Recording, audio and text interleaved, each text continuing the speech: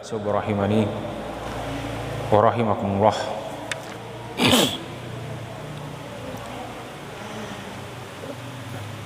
Telah berlalu bersama kita satu ayat dan satu hadis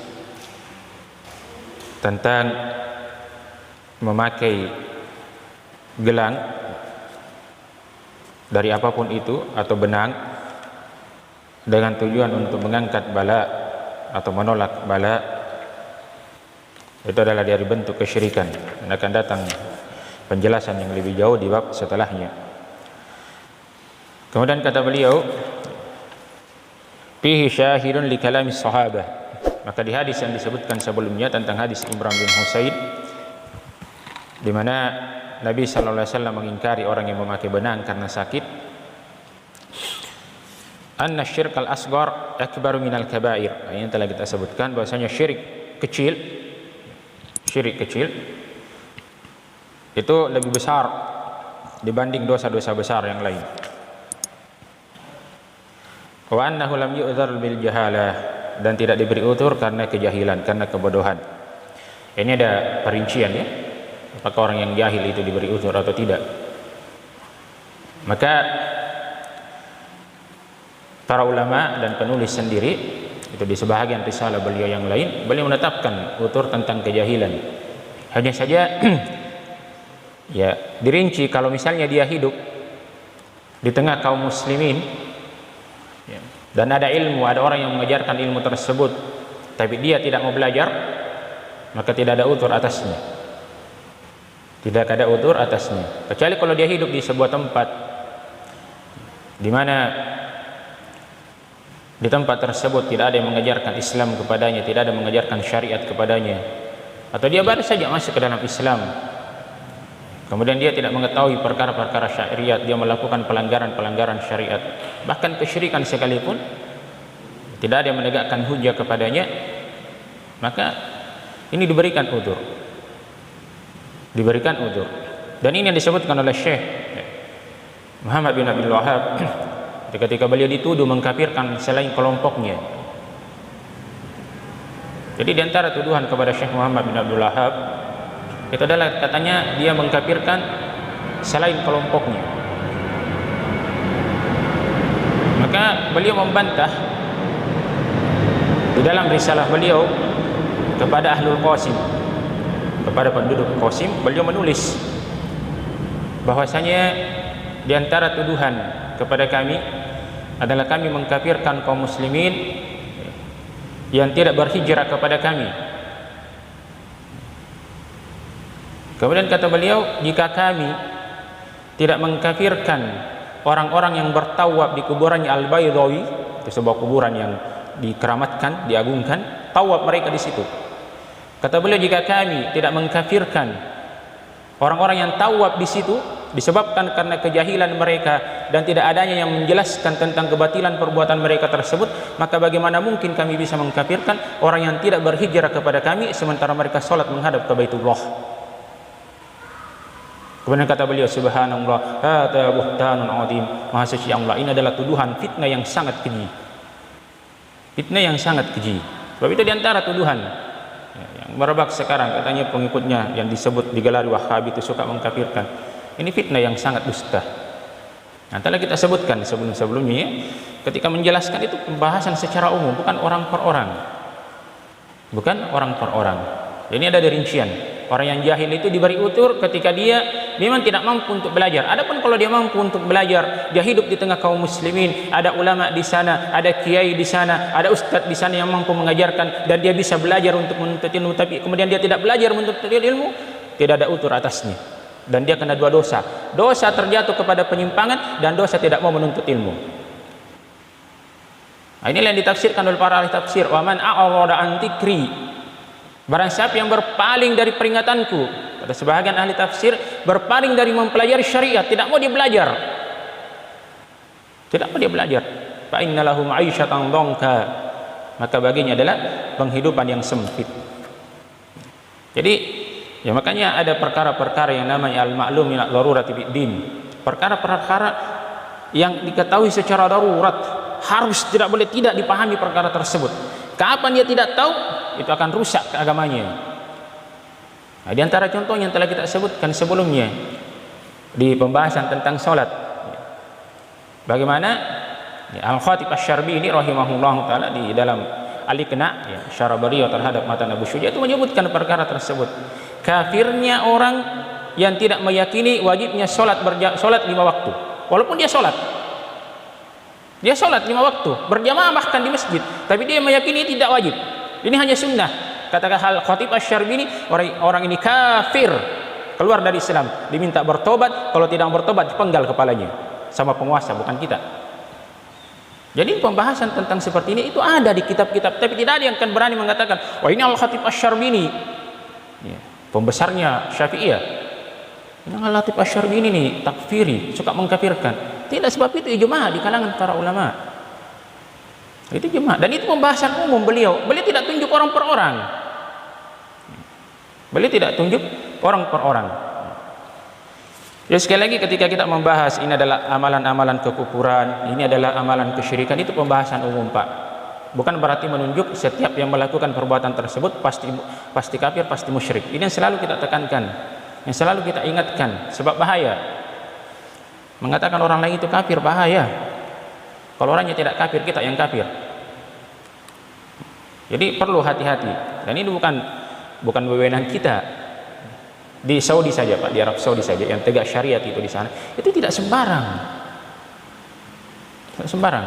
Yang boleh memvonis ini murtad, ini kafir itu di Saudi cuma pengadilan dan mufti, itu saja. Tidak ada yang lain. Tidak ada yang lain. Tidak bisa sembarang. Bahkan ulama-ulama yang lain, Syekh As-Sudais, Imam Masjid itu tidak punya wewenang di situ. Tidak punya wewenang untuk memvonis. Sebab hukumnya bahaya. Divonis penggal kepalanya.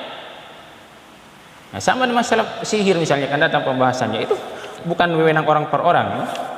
Kemudian kata beliau dari Uqbah bin Amir, Abu Mas'ud Al-Badri radhiyallahu taala anhu secara marfu, beliau mengatakan, man ta'allaka tamimatan fala atammallahu lah. Barang siapa yang menggantungkan jimat, maka Allah Subhanahu wa taala tidak akan menyempurnakannya. Wa man ta'allaka wada'atan fala wada'allahu lah. Barang siapa yang meletakkan wada'ah, maka Allah tidak akan memberinya wada'ah. Kita sebutkan, nanti kita jelaskan maknanya. Tamimah disebutkan di kamus-kamus itu, disebutkan oleh Imam Abu Sa'adah. Beliau mengatakan, ya, tamimah itu adalah apa yang orang-orang Arab gantungkan atau pakaikan di anak-anak mereka. Pakaikan di anak-anak mereka dengan sangkaan itu bisa menolak ain atau penyakit. Nah, ini banyak di tengah kita. Pakai benang, pakai galang putih atau besi kuning. Kenapa? Supaya tidak kena sumpah. Itu keyakinannya orang Arab. Islam datang membatalkannya. Islam datang membatalkannya. Tidak ada yang seperti itu. Barang siapa yang meletakkan tamimah, menggantungkan tamimah, kata Nabi sallallahu alaihi wasallam, maka Allah Subhanahu wa taala tidak akan mengabulkannya. Tidak akan mengabulkannya. Kemudian wa man ta'allaka wada'ah. Wada'ah di sini kata di dalam Musnadul Firdaus, ya, disebutkan sesuatu yang dikeluarkan dari laut. Dikeluarkan dari laut, ya, ada pokoknya lah sesuatu yang bahagian diambil dari laut itu sama tujuannya untuk menolak ain. Tidak sebutkan ain itu, kalau bahasa kita sumpah. Orang-orang yang ditegur, misalnya anak kecil ditegur, montoknya tiba-tiba besoknya sakit. Itu ain, tidak ada apa-apa, langsung saja sakit, tidak langsung sakit. Atau tiba-tiba montoknya tiba-tiba besoknya malas makan, 1 pekan kemudian jadi kurus. Itu ain. Nah, ini ada yang meletakkan, menggantungkan jimat, ya, dari benang, dari besi putih atau dari besi kuning atau apapun dengan tujuan untuk menolak itu, maka ini adalah bentuk kesyirikan. Kata Nabi sallallahu alaihi wasallam, barang siapa yang meletakkan wada'ah, maka Allah tidak akan memberikan ketenangan kepadanya. Allah tidak akan memberikan ketenangan kepadanya. Jadi akan selalu was-was. Sebab dia bergantung kepada sesuatu yang tidak mendatangkan manfaat, tidak pula bisa menolak mudarat. Kemudian kata beliau, ya, Wali Ibn Abi Hatim, Ibn Abi Hatim Ar-Razi rahimahullah taala, kata beliau dari Hudzaifah Ibn Yaman, dari Hudzaifah Ibn Yaman radhiyallahu taala anhuma, annahu ra'a rajulan, jadi Hudzaifah ini melihat seorang laki-laki, fi yadihi qaitun anil hum minal huma, di lengannya Hudzaifah Ibn Yaman, ya, pemegang rahasia Nabi. Hudzaifah ini diberitahu oleh Nabi sallallahu alaihi wasallam nama-nama orang-orang munafik di kota Madinah.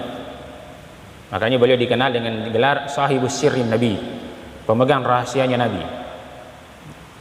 Jadi ketika Umar bin Khattab, Rasulullah sallallahu alaihi wasallam meninggal, Umar bin Khattab datang kepada Hudzaifah bin Yaman dan beliau mengatakan, bertanya, ya Hudzaifah, khawatir namanya ada di situ. Jadi Nabi, ya istilahnya kita ada daftar dan diberikan oleh Nabi kepada Hudzaifah nama orang-orang munafik yang ada di Madinah. Umar bin Khattab khawatir jangan sampai ada nama saya di situ, dia takutnya beliau. Maka kata Hudzaifah, dadah, dan saya tidak akan pernah menyebutkan perkara ini kepada siapapun setelahmu. Beliau tidak pernah lagi ungkap-ungkap perkara tersebut. Beliau tidak pernah lagi ungkap-ungkap perkara tersebut setelah Umar bin Khattab. Maka Hudzaifah dikatakan bahwasanya Hudzaifah melihat seorang laki-laki di tangannya ada khaitun, benang, ya. Untuk apa itu? Minal huma, untuk mengobati demam. Ya. Demam, huma itu telah kita sebutkan, demam karena sengatan biasanya disebut huma. Walaupun ya penamaan huma itu bisa untuk semua penyakit demam.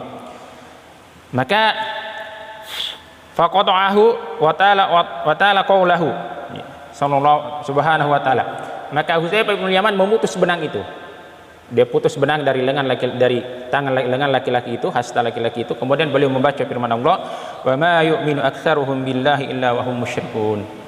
Dan tidaklah kebanyakan manusia itu beriman kepada Allah Subhanahu wa taala kecuali dalam keadaan melakukan kesyirikan. Ini ancaman buat kita jamaah. Peringatan buat kita bahwa mayoritas manusia itu betul beriman kepada Allah Subhanahu wa taala. Nasara, dia beriman kepada Allah Subhanahu wa taala. Dalam artian seperti yang kita sebutkan, meyakini Allah, tapi meyakini Allah punya anak. Yahudi pun seperti itu. Walaupun beri nama kepada Allah Subhanahu wa taala dengan nama-nama yang tidak diinginkan oleh Allah Subhanahu wa taala. Ini ancaman. Tidaklah kebanyakan manusia, mayoritas manusia itu dalam beriman, betul beriman kepada Allah Subhanahu wa taala, tapi bersama dengan itu mereka melakukan kesyirikan kepada Allah Subhanahu wa taala. Ini ancaman buat kita. Hati-hati. Mayoritas.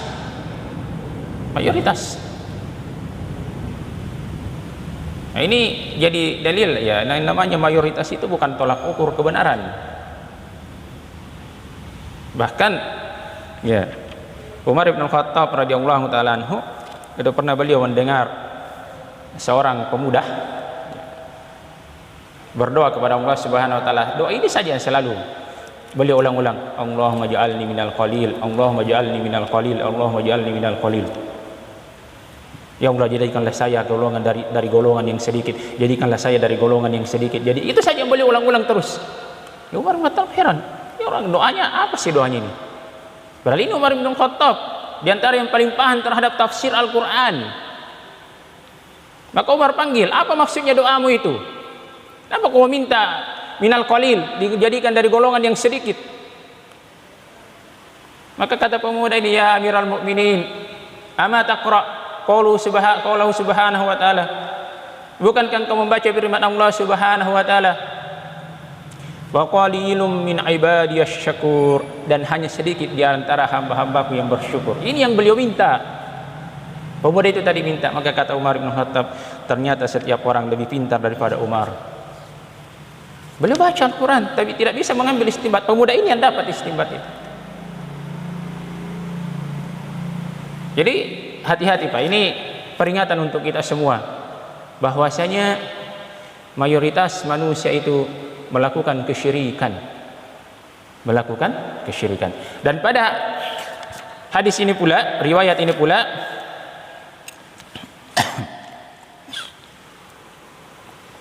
menunjukkan bahwasanya para sahabat itu menggunakan ayat ya, yang pada dasarnya ayat tersebut ya, hukum asal ayat tersebut adalah digunakan untuk syirik akbar, tapi digunakan juga untuk syirik kecil. Sebab ayat ini berkaitan dengan orang-orang musyrikin, orang-orang kafir dari kalangan ahli kitab juga dikena ayat ini. Tapi Hudzaifah bin Yaman berhujjah dengan ayat ini untuk membatalkan atau untuk menyatakan perbuatan tersebut adalah kesyirikan kecil. Jadi dihukumi sama. Dan telah kita sebutkan sebelumnya bahwasanya ya, pendapat yang lebih kuat, ya Allah alam, pendapat yang lebih kuat bahwasanya syirik kecil itu di akhirat nanti kalau pelakunya tidak meninggal dalam keadaan dia tidak bertobat, maka tetap tidak ada ampun baginya dari Allah Subhanahu wa taala. Ini pendapat yang lebih kuat. Ya, sebab disamakan, diumumkan di lapalnya ayat itu umum. Ya. Innallaha la yaghfiru ay yushraka, lebih umum. Semua bentuk kesyirikan mau besar mau kecil, tapi hukum di dunia dibedakan. Hukum di dunia dibedakan, tapi di akhirat sama saja, masuk ke dalam neraka tidak diampuni. Nah, cuman bedanya kalau syirik akbar kekal di dalam neraka. Kalau syirik kecil ya, dia tidak kekal di dalam neraka. Maka kita perlu untuk memperbanyak bertobat kepada Allah Subhanahu wa taala. Membaca doa Nabi, ya Allah, saya berlindung kepadamu ya, dari melakukan kesyirikan, menyekutukanmu dalam keadaan saya tahu, dan saya meminta ampun kepadamu dalam saya melakukan kesyirikan dalam keadaan saya tidak tahu. Ini doanya Nabi alaihi salatu wassalam. Ini Nabi yang berdoa seperti ini, apalagi kita lebih harus lagi. Kita lebih harus lagi. Kemudian boleh sebutkan bab setelahnya, ya sebenarnya masih berhubungan, bab penjelasan tentang ruqyah dan tamimah, jimat-jimat. Ada pembahasan khusus. Sebab ada satu hadis yang menyambung keduanya. Kemudian beliau menyebutkan di dalam As-Sahih, yakni Bukhari Muslim, ya muttafaqun alaih. Kata beliau dari Abi Bashir Al-Ansari, dari Abi Bashir Al-Ansari, ya, namanya Qais bin Ubaid. Beliau mengatakan annahu kana ma'an Nabi sallallahu alaihi wasallam fi ba'di asfarihi. Adalah beliau bersama dengan Nabi sallallahu alaihi wasallam pada sebahagian safarnya. Jadi selalu ikut safar bersama Nabi sallallahu alaihi wasallam. Fa arsala rasulan, maka Nabi sallallahu alaihi wasallam mengutus utusan ini kepada pasukan. Sebab ini safarnya Nabi itu perang biasanya. Ketika beliau sudah jadi rasul, safar beliau itu safar untuk perang. Maka beliau mengutus utusan kepada menyampaikan kepada seluruh pasukan. Kata beliau, alla yabqayanna fi raqabati ba'irin kiladatun min watarin au kiladatun illa qutiat. Jangan sampai, kata beliau, ya, pesan ini Rasulullah mengutus utusan, pembawa pesan untuk disampaikan kepada seluruh pasukan. Apa pesannya? Sampaikan kepada mereka, jangan sampai ada yang tersisa di leher onta kalung dari benang, kalung dari tali busur panah, kalung dari tali busur panah. Jadi watar itu talinya busur panah, talinya panah, itu namanya watar. Nah, kebiasaan orang Arab itu mereka mengalungkan tali, ya, tali busur itu di leher ontah mereka, ya, tujuannya juga untuk melindungi dari ain. Jadi bukan cuma manusia yang bisa kena ain, bukan cuma manusia yang bisa kena ain, hewan pun bisa kena ain. Wih, gemuknya itu sapi, ya, bagus kayaknya nanti dijual kalau mau kurban. Kena ain sudah langsung jadi kurus. Hewan pun bisa kena ain, harta juga bisa kena ain, jabatan semua bisa. Semua bisa. Makanya kita perlu berhati-hati. Ya, di antara bentuk perlindungannya adalah rutin membaca zikir pagi sore. Rutin menjadi zikir pagi sore. Ya, di antaranya ya, membaca 3 qul masing-masing 3 kali setelah sholat subuh. Ya. Kemudian sore setelah sholat asar. Ya. Kalau setelah sholat asar, di sore ada zikir tambahan. A'udzu bikalimatillahi tammati min syarri ma khalaq. Saya berlindung kepada Allah dengan kalimat-kalimat Allah yang sempurna dari segala bentuk kejelekan makhluknya. Ini dibaca juga 3 kali. Di grup ada saya kirim itu di dalam bentuk kontak. Jadi bisa dibaca di HP-nya, dibuka itu langsung turun. zikir-zikir pagi sore yang bisa kita baca, yang bisa kita baca sesuai dengan waktu kita. Ya, jadi orang Arab seperti itu. Jadi melindungi. Nah, inilah Nabi larang, suruh putus itu. Tidak ada yang seperti itu. Tidak ada yang seperti itu. Kemudian kata beliau, ya, Rasulullah sallallahu alaihi wasallam bersabda,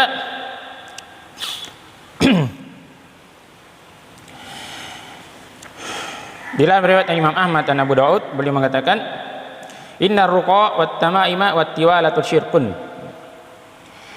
Sesungguhnya ruqyah, tamimah, jimat-jimat, tiwala ini juga sejenis jimat, ya, cuma lebih khusus.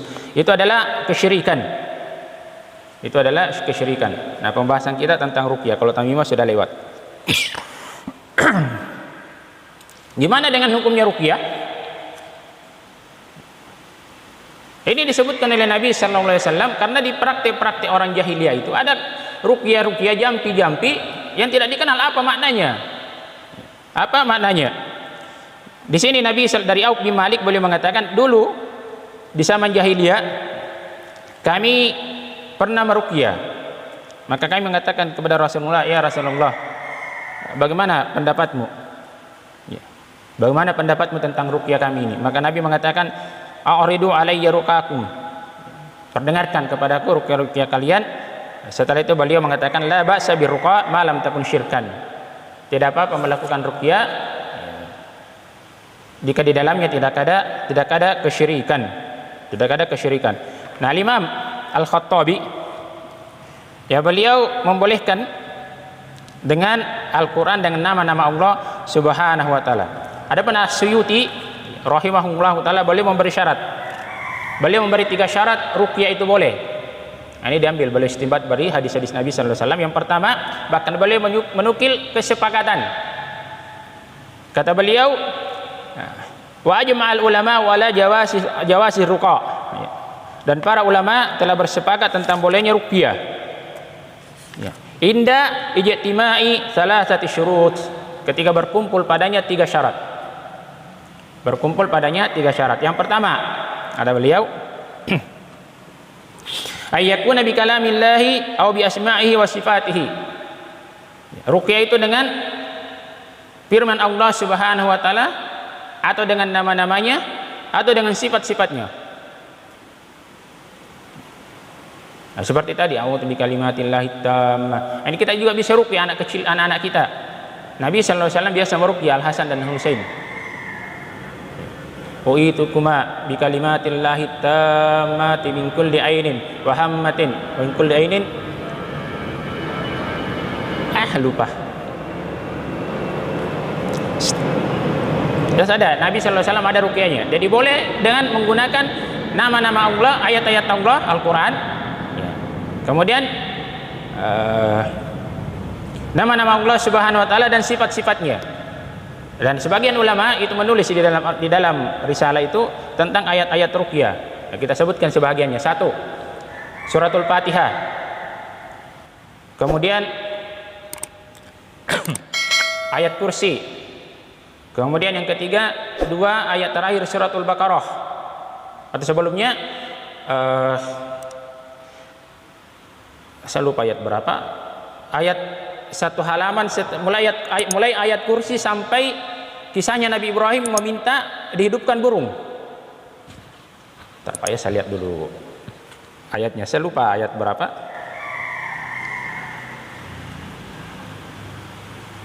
Saya hafal cuman enggak.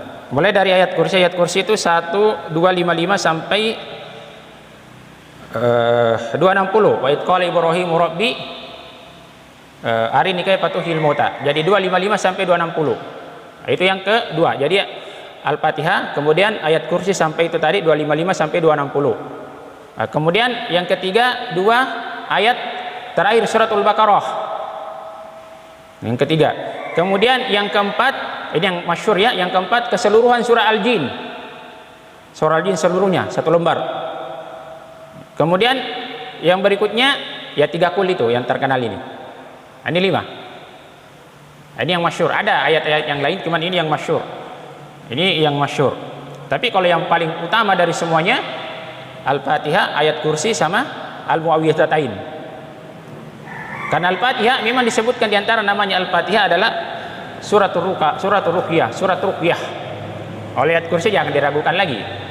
Ya, kalau Al-Muawwidhatain, qul a'udzu birabbil falaq dan qul a'udzu birabbin nas, itu memang diturunkan Nabi kepada Nabi sallallahu alaihi wasallam, diajarkan oleh Jibril, itu diruqyah Nabi dengan ayat itu ketika beliau terkena sihir.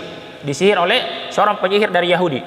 Ini yang dibacakan oleh Jibril alaihi salam.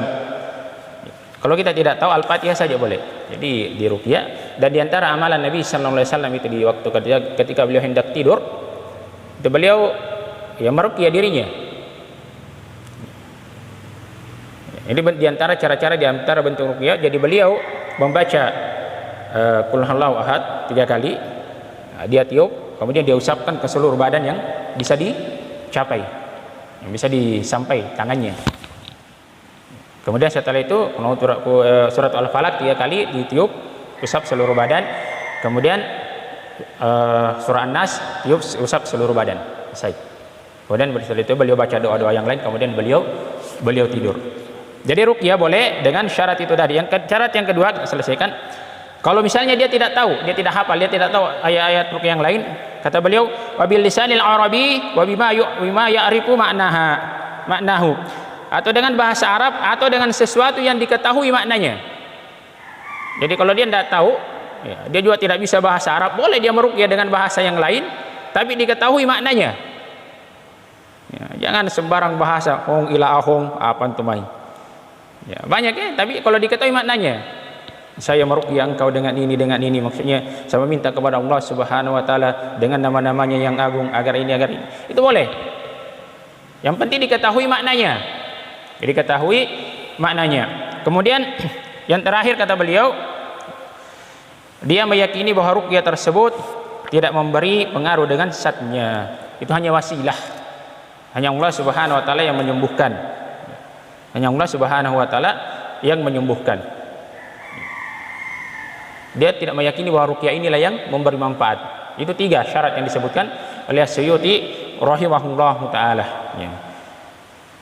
Dan ini ada beberapa kisah masyhur tentang masalah ruqyah itu.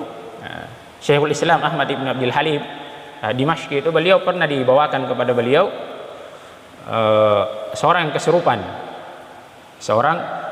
kesurupan. Beliau tidak meruqyah, belum diruqyah. Beliau cuma mengatakan kepada orang yang di depannya ini, jin itu, kalau kau tidak keluar dari situ, saya bacakan kau ayat kursi. Orangnya langsung sadar. Mungkin jinnya sadar, wah bahaya kalau ini membacakan kita ini, hangus kita. Dia cuma, kalau kau tidak keluar dari situ, saya bacakan kau ayat kursi, langsung keluar. Dan di zaman Nabi sallallahu alaihi wasallam itu ada kisah. Jadi ada orang yang kesurupan. Ya, ada orang yang kesurupan. Ya, kemudian sebahagian para sahabat mengatakan panggil Rasulullah sallallahu alaihi wasallam. Ya. Kemudian ada di situ orang yang di zaman jahiliyah, ada sahabat di zaman jahiliyah terkenal pintar meruqyah. Maka dia bilang biar saya coba ruqyah. Tapi orang sudah terlanjur jalan, belum diruqyah jin ini keluar. Maka tersiar kabar, dia bilang, ini hebat ini orang, belum apa-apa sudah keluar. Padahal jin ini keluar bukan karena orang tersebut, keluar karena mendengar apa? Nabi mau dipanggil. Sudah kabur duluan dia. Nah, di antara kebatilan orang yang meruqyah sekarang berdialog dengan jin. Kalau apalagi ya kadang juga ada tukang ruqyah itu, dia turuti maunya jin. Dia bilang itu jin, saya mau keluar dari sini dengan syarat begini dan begini dan begini. Ini jangan diturutin. Itu kalau gitu kita sudah ikut sama maunya itu jin. Jangan dituruti. Bacakan saja terus sampai dia keluar. Bacakan saja terus sampai dia keluar. Jangan mau turutin maunya. Saya mau keluar kalau begini, tidak usah kasih syarat. Maunya keluar dari situ. Itu kalau dia sudah nego, itu sudah kewalahan itu. Sudah kewalahan. Ada dialog sama jin ini tidak bagus. Sampai dia bertanya, siapa yang suruh? Ini ngundang perkelahian ini yang begini sebenarnya. Kalau Ustadz Gusdiman itu saya pernah tanya, karena beliau itu kalau ruqyah, mau meruqyah orang, tidak mau sekali kedatangi rumahnya orang yang kesurupan. Selama orang itu masih bisa dibawa ke situ, kalau perlu diikat-ikat. Saya tanya, Ustaz, kenapa kita tidak mau datang ke orang yang kesurupan seperti itu? Dia bilang satu, itu kan aib. Itu aib. Dan kebanyakan jin itu kalau diruqyah orangnya dia akan teriak-teriak. Jadi bisa saja tetangganya yang saat itu belum tahu jadi tahu. Itu aib itu. Itu kita harus sembunyi yang seperti itu. Yang kedua, yang namanya jin itu kan tukang bikin manusia berkelahi. Ya mungkin saja kita ruqyah, kita tidak ajak dialog apa-apa, tiba-tiba teriak, oh yang suruh kasih masuk itu tetanggamu. Ya, sudah. Berkelahi orang.